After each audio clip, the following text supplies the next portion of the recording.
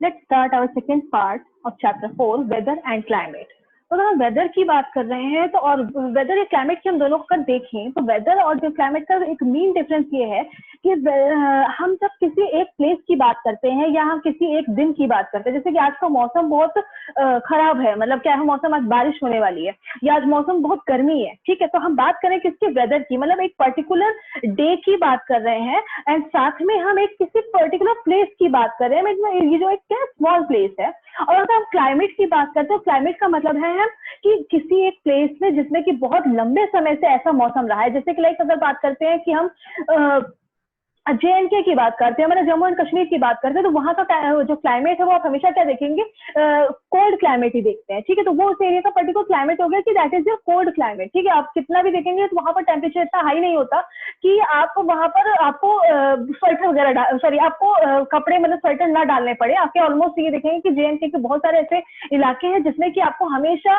कुछ ना कुछ वार्म क्लोथ्स डालने ही पड़ते हैं, ठीक है। ऐसे ही आपकी कुछ एरिया है, आपकी बहुत सारी ऐसी कंट्रीज है जहां पर मतलब 12 मंथ्स आपको वार्म क्लोथ्स डालने पड़ते हैं बॉडी पर, और कुछ ऐसे एरिया है जहां पर आपको नॉर्मल कपड़े ही पहनने होते हैं, नॉर्मल क्लोथ्स ही डालने होते हैं। तो ये आपका इफेक्ट आता है बेसिकली क्लाइमेट। तो अगर आप मेजर डिफरेंस की बात करें तो वेदर और क्लाइमेट का मेन डिफरेंस जो है वो है, जैसे कि वेदर देखें तो refers to short term changes in atmosphere, इससे हम इसको डिफाइन कर सकते हैं।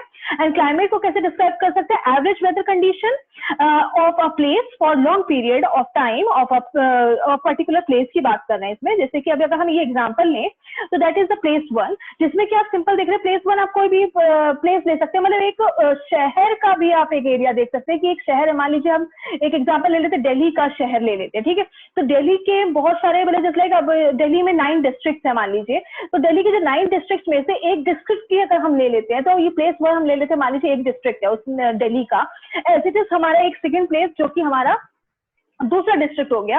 तो ये आपका ये पॉसिबल है कि आपका एक प्लेस पर जो वेदर है वो क्या होगा, आपका उस पर क्लाउड्स बन सकते हैं, और दूसरे प्लेस पर आपका जो वेदर है वो सनी हो सकता है, मीन्स आपके सन हो सकता है, वहां पर थोड़ा टेम्परेचर जो है इन कंपैरिजन दिस प्लेस थोड़ा सा हाई हो सकता है, ओके। तो ये आता है इम्पैक्ट आपका वेदर का। लेकिन अगर हम बात करते हैं क्लाइमेट की, तो क्लाइमेट जो है आपका पूरे कुछ पर्टिकुलर प्लेस पे हो सकता है। जैसे कि अगर हम बात करते हैं इंडिया का क्लाइमेट कैसा है, तो इंडिया का क्लाइमेट क्या माना जाता है, मॉनसूनल क्लाइमेट माना जाता है। इंडिया क्लाइमेट क्या माना जाता है, मॉनसून क्लाइमेट माना जाता है। इसके अलावा आपके जो बहुत सारे ऐसे प्लेसेस है जो कि आपके नदर्न एरिया में है, उनको आपको टुंड्रा क्लाइमेट माना जाता है। इसके अलावा आपके जो इक्वेटर के पास कंट्रीज आती हैं उनका आप क्लाइमेट आपका ट्रॉपिकल क्लाइमेट है। ऐसी बहुत सारे क्लाइमेट्स आपके, जैसे कि एरिड क्लाइमेट जोन हो गया, आपका मेडिटेरियन क्लाइमेट जोन हो गया। तो इस तरह से आपको डिफरेंट टाइप ऑफ क्लाइमेट दिखेंगे, और वेदर और क्लाइमेट जो डिफरेंस है वो that is the place and time का जो मेन डिफरेंस है वो आपका आता है वेदर एंड क्लाइमेट का डिफरेंस।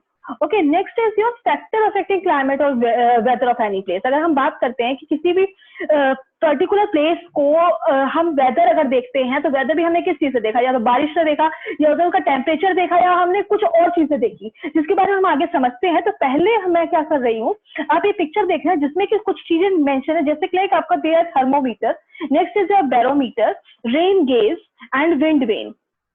ये सारी चीजें हैं आपकी वेदर इंस्ट्रूमेंट। वेदर इंस्ट्रूमेंट्स का मतलब क्या है, जो कि आपके वेदर के जो डिफरेंट एस्पेक्ट्स है उनको मेजर करती है। अब जैसे कि थर्मोमीटर का काम है मेजर द टेम्परेचर, वो किसको मेजर करती है, आपके टेम्परेचर को, कि इस पर्टिकुलर एरिया का टेम्परेचर कितना है, okay.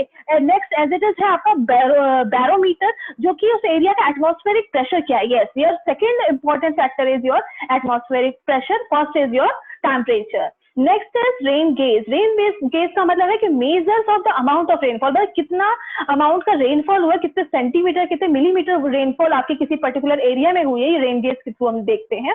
Next is wind vane, मतलब क्या है, विंड वेन का काम होता है कि उस डायरेक्शन को शो करता है। इस तरह से एक स्ट्रक्चर बना होता है जिसमें कि आपके जो डायरेक्शन है वो मेंशन किए रहते हैं। तो जिस तरह से आपका जो विंड आती है वो क्या करती है, उस डायरेक्शन को उस तरफ मोल्ड कर देती है। तो इससे पता चल जाता है कि आपकी जो विंड की डायरेक्शन है वो किस तरफ से है, किस तरफ से आपकी जो विंड है वो चल रही है। तो ये आपके वेदर इंस्ट्रूमेंट्स है। तो इन्हीं के बेसिस पे आप अंदाजा लगा सकते हैं कि आपके फैक्टर्स कौन कौन से हैं जो कि क्लाइमेट और वेदर को अफेक्ट कर रहे हैं। First is your temperature, second is your atmospheric pressure, third is your rainfall, and the fourth is your wind.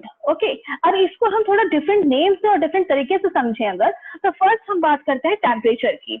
तो टेम्परेचर क्या होता है? टेम्परेचर होता है आपका डिग्री ऑफ हॉटनेस और कोल्डनेस ऑफ एनी प्लेस। ठीक है, अगर डिग्री का मतलब क्या, अगर आपको पता है कि जो आपका टेम्परेचर है वो डिग्री सेल्सियस में कैलकुलेट किया जाता है, मतलब कितना डिग्री सेल्सियस किसी एरिया का टेम्परेचर है। जैसे कि अगर आप एवरेज टेम्परेचर की बात करें तो आप इंडिया का एवरेज टेम्परेचर, इंडिया का तो नहीं कह सकते आप, नदर्न प्लेस का, नदर्न इंडिया का अगर टेम्परेचर की बात करें तो अभी कह सकते हैं नदर्न इंडिया का जो टेम्परेचर है वो अराउंड 20 डिग्री सेल्सियस है, that is your average temperature.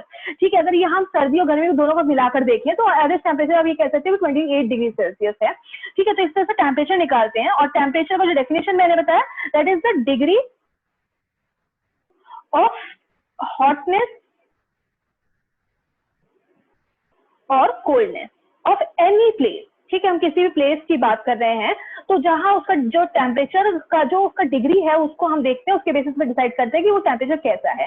तो अब आते हैं कि टेम्परेचर जो चेंज होता है वो बेसिकली आपके दो तरह से चेंज होता है। आप इन टेम्परेचर का डिफरेंस आप देख सकते हो, डे एंड नाइट में भी टेम्परेचर का डिफरेंस आप देख सकते हो। कितने प्लेसेस ऐसे हैं, स्पेशली अगर आप देखें आप डेजर्ट एरिया पर अगर जाते हैं तो आप देखेंगे जो डेजर्ट में डे टाइम बहुत ज्यादा वार्म होता है, एज इट इज आपका जो नाइट टाइम है वो बहुत ज्यादा कोल्ड होता है, वहां पर बहुत ज्यादा ठंडी हो जाती है कि मतलब आपको मतलब अपने बॉडी को कवर करना पड़ जाता है। तो ये आपका डेजर्ट का सीन बन जाता है। ऐसे आपका अगर नदर्न इंडिया में देखेंगे तो आपका, हाँ ठीक है, आप नदर्न इंडिया की अगर बात करते हैं जैसे कि लाइक आपका दिल्ली, यूपी, बिहार हो गया, उस पर आपका बेसिक इम्पैक्ट जो आता है वो आता है दो वजह से। First is the summer season, मतलब इधर आपका जो टेम्परेचर है वो दो तरह से और देखा जा सकता है, समर सीजन और विंटर सीजन के फॉर्म में। अब नदर्न इंडिया में कैसे आप इसको देखेंगे, जैसे कि समर में आप देखेंगे कि आपको मतलब साल के 3 से 4 महीने तो आपको ऐसा होता है कि आपको बहुत ज्यादा वार्म मंथ होता है, जिसमें कि आपको जनरली एसी या फिर आपको कूलर वगैरह यूज करना बहुत अर्जेंट हो जाता है, मतलब बहुत ज्यादा जरूरी पड़ जाता है। ऐसे कुछ मंथ ऐसे होते हैं विंटर जो कि बहुत ज्यादा कोल्ड होते हैं, जिसमें कि आपको वार्म क्लोथ्स डालने पड़ जाते हैं और आपको वार्मर का यूज करना पड़ जाता है। ओके, तो ये आपके होते हैं दो तरह से टेम्परेचर आपके इफेक्ट करते हैं किसी भी एरिया को। तो अब ये मेन रीजन क्या है इसका, ये है आपका मेन जो रीजन है इसका है आपका इंसोलेशन। ओके, अब इंसोलेशन क्या चीज है? Insolation is just the incoming solar radiation. Okay, आपका जो इंसोलेशन है that is your incoming solar radiation, मतलब जो सन से रेडिएशन आ रही हैं अर्थ पर, that is known as your insolation. Okay, अब इंसोलेशन किसी एरिया पे कितनी पड़ रही है ये डिपेंड करता है कि अब आपका उस प्लेस पे कितना वार्म होगा। अब जैसे कि अगर देखेंगे कि ये जो टेम्परेचर है, अगर आप इक्वेटर पे देखें, क्योंकि आपका जो सन है वो डायरेक्टली किधर तक होता है आपका, जैसे मान लीजिए वो सन है आपका आपके ट्रॉपिक ऑफ कैंसर से लेकर ट्रॉपिक ऑफ कैप्रिकॉर्न तक आपका जो सन है वो मूव करता है, मतलब इतने एरिया को ज्यादा इफेक्ट करता है इन कंपैरिजन कि आपका जो नदर्न पोल है एंड सदर्न पोल जो है उसके कंपैरिजन में आपका ये एरिया ज्यादा अफेक्टेड होता है। इट मींस ये जो एरिया है वो आपका क्या हो सकता है, ट्रॉपिकल जोन एरिया हो सकता है, या आप ये कह सकते हो कि जो अमाउंट ऑफ इंसुलेशन है वो इक्वेटर से पोल की तरफ जाते जाते क्या होता है, उसका जो अमाउंट ऑफ इंसुलेशन है वो डिक्रीज होता रहता है। क्यों? क्योंकि यहाँ से आप देख रहे हैं कि यहाँ पर जो सन रेज आई है वो सीधी पड़ी है, लेकिन यहाँ पर जो सन रेज आई वो स्लांट हो गई, मतलब उधर तक जाते जाते क्या है उसको एरिया ज्यादा कवर करना पड़ा, और यहाँ तक पहुंचते पहुंचते क्या होता है सन की जो इंसुलेशन की जो कैपेसिटी होती है वो इस एरिया में कम से कम पड़ती है, मतलब इसका जो टेम्परेचर है वो कम से कम नॉर्दर्न पोल पे आएगा। ठीक है, इसके अलावा जो आपको बताया था कि जो अर्थ जो आपका सन है वो ट्रॉपिक ऑफ कैंसर से ट्रॉपिक ऑफ कैप्रिकॉर्न तक क्या करता है, मूव करता है। कभी वो 6 महीने ट्रॉपिक ऑफ कैप्रिकॉर्न कैंसर पर चमकता है और 6 महीने ट्रॉपिक ऑफ कैप्रिकॉर्न पर रहता है। तो इससे भी इम्पैक्ट आता है कि जो आपका समर एंड विंटर सीजन आपके दोनों नॉर्दर्न पोल एंड सदर्न पोल पर जो डिफरेंट टाइम पर चेंज होते रहते हैं, 6 month summer and 6 month winter जो आपके दोनों हेमिस्फेयर पर आपको देखने को मिलते हैं। So come to your next important climatic factor, that is your air pressure. तो एयर प्रेशर की हम बात करते हैं तो प्रेशर का मतलब हो गया वो प्रेशर जो कि अर्थ पर एक्सर्ट किया जा रहा है, किसके थ्रू? एयर के द्वारा। ठीक है, हम किसी अर्थ सरफेस की बात करें, इस अर्थ पर जो भी एयर हमारे, जैसे मैंने आपसे बताया कि अर्थ जो है आपकी एक ब्लैंकेट की तरह काम कर रही है, तो इस एयर का आपके अर्थ सरफेस पे जो भी प्रेशर पड़ रहा है उसे कहा जाता है एयर प्रेशर, जो कि आपका बैरोमीटर से मेजर किया जाता है। ओके, अब ये जो आपका एयर प्रेशर ये आपको हाईएस्ट दिखेगा सी लेवल पे। आप जब आप समुद्र के आसपास जाएंगे तो आपको दिखेगा ये जो एयर प्रेशर है वो सबसे ज्यादा आपको सी के पास दिखेगा। ओके, तो सी लेवल पे आप जब जाते हैं तो यहाँ पर जो आपका एयर प्रेशर सबसे हाईएस्ट रहता है। नेक्स्ट इज योर अब देखते हैं तो इसके टू टाइप्स जो है एयर प्रेशर, बेसिकली आपके दो तरह के होते हैं। वो टू टाइप्स कौन से हैं? First is your low pressure and second is your high pressure. Okay, मेरा प्रेशर जो आपके दो तरह के देखने को मिलेंगे, low pressure and high pressure. अब लो प्रेशर का डायरेक्टली कनेक्शन है आपके टेम्परेचर से। मतलब क्या है, अगर लो प्रेशर है इट मीन्स वहां का जो टेम्परेचर है वो टेम्परेचर होगा आपका high temperature. Okay, high temperature होने की वजह से आपका क्या होता है, वहां पर जो हवा होती है वो हल्की होती है और उसकी जमीन पर, या कह सकते हो कि आपकी जो लैंड सरफेस हो उस पर जो प्रेशर डालने की क्षमता होती है वो कम होती है, क्योंकि वो जो हवा होती है वो इतनी हल्की होती है कि वो हवा में वो थोड़ा सा ऊपर की तरफ जाती है, मतलब वो क्या ऊपर तैर रही होती है। लेकिन जो हाई प्रेशर एरिया में क्या होता है, आपका उस एरिया का जो टेम्परेचर होगा वो क्या होगा, लो टेम्परेचर होगा। अब लो टेम्परेचर की वजह से क्या होता है कि जो हवा है वो ऊपर की तरफ ना जाके उसका जो मैक्सिमम प्रेशर होता है वो लैंड सरफेस पर होता है, या कह सकते हैं लैंड सरफेस पर जो हवा है वो टिकी रह जाती है, जिसकी वजह से उस एरिया पे हाई प्रेशर शो करता है। ओके, तो अगर ये देखेंगे कि अगर हाई टेम्परेचर एरिया है या फिर लो प्रेशर एरिया है, तो उस एरिया का जो मेन आप एनवायरनमेंट पे देखेंगे तो देखेंगे आप क्या क्लाउडी स्काइज आपको देखने को मिलेगा और आपका जो वेदर है वो वेट होगा। क्यों? क्योंकि इसमें हाई टेम्परेचर होने की वजह से आपकी जो मैक्सिमम आपकी इवेपोरेट करने की क्षमता ज्यादा होगी आपके जब टेम्परेचर हाई है। ओके, तो आपको वेट वेदर दिखेगा उस एरिया का।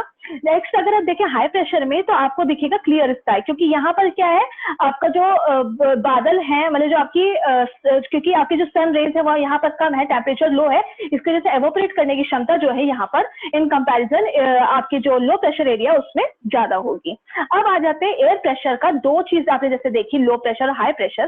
तो लो प्रेशर से हाई प्रेशर आपको अगर देखें तो आपकी जो एयर है, एयर जो है वो आपकी हमेशा मूव करेगी, always move to your high pressure area, high pressure area to low pressure area. मतलब क्या है कि अगर आप हवा की बात कर रहे हैं तो हवा हमेशा क्या होगा कि हाई प्रेशर एरिया से लो प्रेशर एरिया की तरफ जाएगी। ओके, ये चीज आप हमेशा ध्यान रखिएगा। तो अब आगे देखते हैं, हम आ जाते हैं दूसरे पार्ट पे। Next is your wind. Wind से जैसे कि मैंने पहले बताया आपको कि विंड आपकी कैसे फ्लो करती है, जहां पर आपका हाई प्रेशर होगा, हाई प्रेशर से लो प्रेशर की तरफ आपकी विंड चलती है। ओके, क्योंकि यहाँ की हवा जो होती है वो हल्की होती है, तो हाई प्रेशर वाला जो एरिया होता है वो उसको क्या करता है, फोर्स करता है जो लो प्रेशर एरिया को ऊपर उठाने के लिए। तो लो प्रेशर एरिया, जो हाई प्रेशर एरिया है उसको क्या करता है, वो पुश करता है आपकी जो लो प्रेशर वाली एरिया है उसको ऊपर उठाने में। तो इससे कह सकते हो कि जो विंड है वो लो प्रेशर एरिया में, लो प्रेशर एरिया की तरफ चलती है हाई प्रेशर से। ओके, सो अब इस बेसिस पे अगर हम देखें तो we have three types of winds. तो आपकी फर्स्ट विंड्स जो हो गई वो हो गई आपकी permanent wind. Okay, that is first wind is your permanent winds. Permanent winds जो कि आपकी लगातार फ्लो करती रहती है आपके अपर एयर में, या कहते हैं अपर एयर सर्कुलेशन इसको आप कह सकते हो, जो कि आपके ग्लोबली काम कर रही है। जैसे कि आपकी विंड्स देख रहे हैं आप, ये पिंक कलर में जो एरो है that is your north eastern trades, and ये आपको येलो में दिख रही है that is your westerly. Okay, उसके ऊपर जा रहे हैं पोलर ईस्टर्लीज जो कि ब्लू कलर में है। एज इट इज आपके सदर्न पोल में भी आप देख रहे हैं south east trades, westerlies and polar easterlies. अब विंड की एक सबसे बड़ी खासियत ये है कि विंड के नेम किस बेसिस पड़े हैं, उनकी डायरेक्शन के बेसिस पे। ओके, मतलब जिस डायरेक्शन से विंड चल रही है, क्योंकि जैसे बताया आपको कि विंड में मेन चीज होती है, क्योंकि विंड को हम कभी क्या है फील देख नहीं सकते हैं, तो विंड को हम फील कर सकते हैं। तो विंड फील करते हैं तो उसका हम नाम क्या रखें, तो उसका नाम हमने उस बेसिस पे रखा, जिस डायरेक्शन से वो आ रही है हमने उसका नाम रख दिया। जैसे कि सिंपली आप ये देख रहे हैं, this is your north hemisphere. Okay, and जो आपका अगर हम देखें कि ये कौन सा पार्ट है आपका, ये हो गया आपका eastern part, as it is ये आपका हो गया वेस्टर्न पार्ट। तो आप ये कह सकते हैं कि जो आपकी विंड है वो किधर से आ रही है, आपकी नॉर्थ ईस्ट से आ रही है, तो we call it north east trades, उसको हमने बोल दिया। एज इट इज यहाँ पर हम देख रहे हैं साउथ हेमिस्फेयर से जा रही है, बट ईस्ट से ही जा रही है, तो हमने इसको साउथ ईस्ट हेमिस्फेयर रख दिया, साउथ ईस्ट ट्रेड्स रख दिया। एज इट इज हम देख रहे हैं ऊपर वेस्टर्लीज की बात करें तो that is coming from west, that's why we are calling it westerlies. As it is there is polar easterlies जो कि आप पोलर इस साइड से आ रही है, and coming from east, that's why we are calling it polar easterlies. So that is ये जो भी चीजें हैं ये आपकी हो गई आपकी परमानेंट विंड, जो कि आपकी अपर air circulation mean upper area में आपको लगातार देखने को मिलेंगी, ये लगातार आपकी फ्लो कर रही है। ओके, नेक्स्ट इंपॉर्टेंट, सॉरी अब नेक्स्ट जो इम्पोर्टेंट है इसी का जो सेकंड टाइप है that is your seasonal winds. तो सीजनल विंड्स में आपके सबसे ज्यादा जो विंड इंपॉर्टेंट हो जाती है that is your monsoon wind. Seasonal winds जो है आपकी वो मॉनसून विंड्स के नाम से ही जानी जाती है। तो मॉनसून विंड्स का जो सबसे बढ़िया एग्जांपल वो तो आपका इंडिया है, जिसमें कि आपकी जो रेनफॉल है वो मॉनसून पर ही डिपेंड करती है। इसके अलावा जो भी हमारे कहते हैं तो साउथ ईस्ट के जितने भी कंट्रीज हैं, जैसे कि हमारा मलेशिया हो गया, ये चाइना का भी कुछ पार्ट ले लो आप, ऑस्ट्रेलिया भी हो गया, ऑस्ट्रेलिया का अपर पार्ट, ये सारा जो है आपके मॉनसून विंड से ही अफेक्टेड है आपके। इसके अलावा आप साउथ अमेरिका में भी कुछ ऐसे एरिया देखेंगे that is your affected by monsoon wind, जो कि आपकी जिसका डायरेक्टली कनेक्शन है आपके ओशियन से। ओके, ओशियन में जो आपकी जो विंड्स चलती हैं उसकी वजह से ये मॉनसून विंड्स बिल्ट होते हैं। ओके, नेक्स्ट आपके जो थर्ड इंपॉर्टेंट विंड है that is your local winds.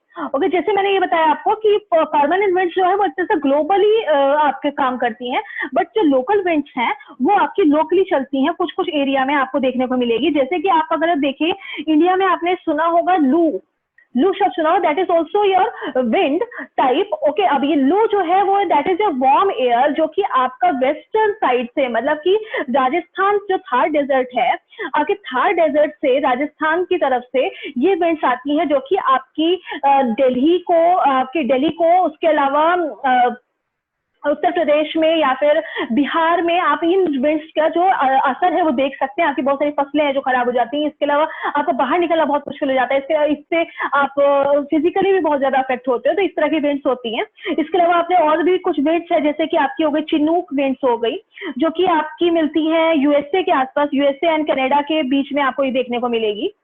Okay, ऐसी बहुत सारी लोकल विंड्स हैं, चिनूक हो गई और मिस्ट्रल्स हो गई, बहुत सारी आपकी लोकल विंड्स हैं जो कि लोकली आपको देखने को मिलेंगी। और कुछ इसमें से वार्म विंड्स होती है, कुछ आपकी इसमें कोल्ड विंड्स भी होती हैं। Next come to your moisture part. Okay, moisture का मतलब क्या है? मॉइस्चर वो चीज है जो कि एयर में एक विजिबल होती है, मीन्स जो कि एयर में एग्जिस्ट करती है और जिसको कि हम बोलते हैं ह्यूमिडिटी। आपने ह्यूमिडिटी के नाम सुना होगा। ह्यूमिडिटी मतलब क्या बोल सकते हैं, जिसको क्या बोलते हैं आर्द्रता, या कहते हैं आज बड़ी उमस हो रही है, जिसका शब्द आपने सुना होगा उमस। ठीक है, तो ह्यूमिडिटी ही एक्चुअली होती है आपकी क्या नाम है, जो कि आपका मॉइस्चर होता है एयर में। ओके, ये होता है आपका एयर के अंदर आपको मॉइस्चर देखने को मिलेगा। अब हम अगर इस मॉइस्चर की बात करें तो अब ये देखेंगे जब भी आपकी जो एयर होगी वो गर्म होती है, अगर ठीक है, अगर आप ये कह सकते हो कि वार्म जो एयर होती है उसमें किसी भी एरिया से वाटर को कलेक्ट करने की क्षमता ज्यादा होती है। मतलब ये कह सकते हो कि किसी भी एरिया से वेपर कलेक्ट करने की, मान लीजिए ये एक पॉन्ड है, तो यहाँ से जब वार्म एयर है तो वार्म एयर में क्योंकि ये राइज कर रही है, तो राइज करने के साथ साथ वार्म होने के साथ साथ क्या होती है, यहाँ पर इवापोरेशन की क्षमता जो होती है, इवापोरेशन जो होता है वो ज्यादा हो जाता है। ओके, मतलब वाष्पीकरण इसमें ज्यादा हो जाता है। और वाष्पीकरण होने के साथ साथ क्या होता है, इसमें क्लाउड्स बनाने की क्षमता भी ज्यादा होती है।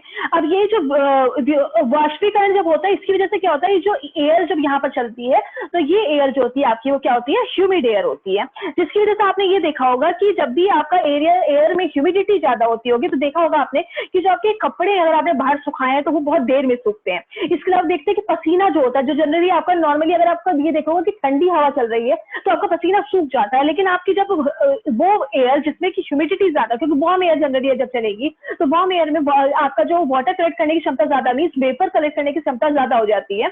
अब उस इवापोरेशन की वजह से क्या हो जाता है कि आपका जो पसीना है वो भी बॉडी से नहीं सूख पाता, तो जनरली आप देखेंगे बहुत चिपचिपापन रहता है इस ह्यूमिडिटी फेज में। और बेसिकली ये आपको उस टाइम दिखेगा जब आपका जैसे कि जून या जुलाई के आसपास इस चीज में बहुत ज्यादा बढ़ोतरी हो जाती है ह्यूमिडिटी कलेक्ट करने की एयर में।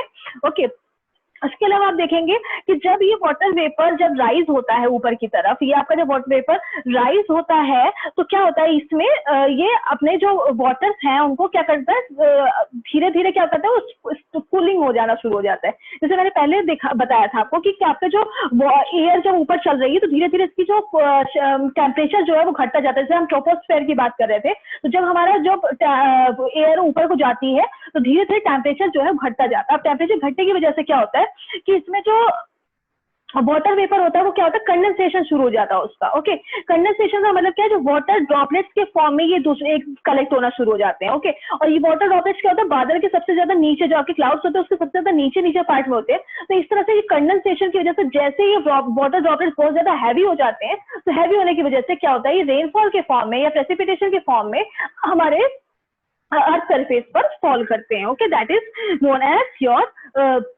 रेनफॉल।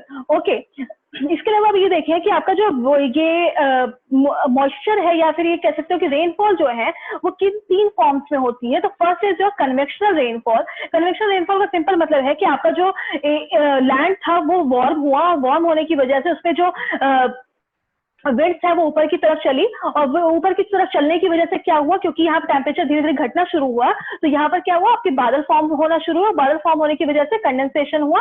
तो that is known as your convection landform. मतलब क्या, ये आपको डेजर्ट एरिया में ज्यादा देखने को मिलेगा, जिसमें अचानक से वार्म होने की वजह से लैंड सरफेस आपकी जो विंड से बहुत स्पीड में ऊपर चलती है, और अगर यहाँ पर आसपास थोड़ा सा वाटर होता है उसे खरीद करके ये कंडेंसेशन के फॉर्म में वाटर को नीचे गिरा देती है। That is your convectional rainfall.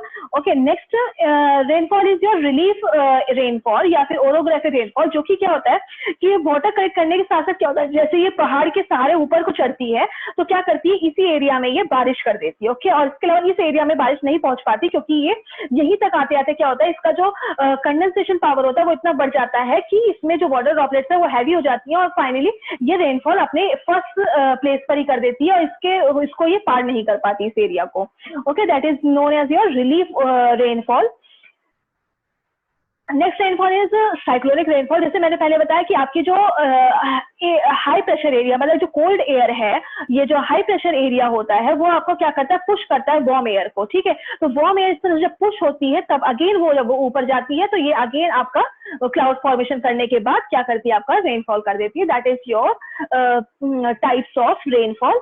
और ये जो कि इम्पैक्ट होता है आपका, जो डिपेंड करता है वो सारा आपको मॉइस्चर पर डिपेंड करता है। So we have total 4 climatic factors. What is that is your atmospheric pressure, temperature, and moisture, and the next last part is your wind. Okay, so thank you for today.